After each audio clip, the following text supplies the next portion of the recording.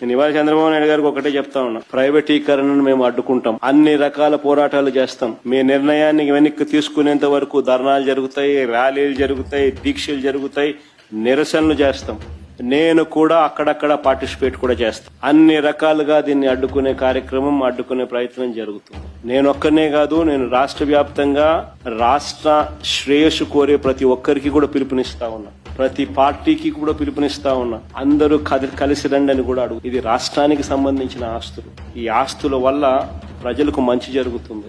ఈ ఆస్తుల వల్ల ప్రజలకు జరిగే శాశ్వత మంచిని చంద్రబాబు నాయుడు తీసేసే ప్రయత్నం చేస్తా ఉన్నాడు. దీన్ని అడ్డుకునే కార్యక్రమంలో ప్రతి ఒక్కరూ కూడా ముందుకు రావాలని కోరుతాం. అందరం కలిసికట్టుగా దీన్ని వ్యతిరేకించే కార్యక్రమం ఖచ్చితంగా చేస్తాం. ఇన్ని చేసినా కూడా పొరపాటును మీరు బరి తెగిస్తే మాత్రం ఒకటే ఒకటి చెప్తా ఉన్నా, ఎవరైనా టెండర్లలో పార్టిసిపేట్ చేయండి, ఎవరైనా రాండి, కానీ ప్రతి ఒక్కరికి వార్నింగ్ ఇస్తాను. రేపు పొద్దున మేము వచ్చిన తర్వాత రద్దు చేస్తాం, మళ్ళీ వెనక్కి తీసుకుంటాం. ఇది మాత్రం ఖచ్చితంగా అందరూ గుర్తుపెట్టుకోమండి.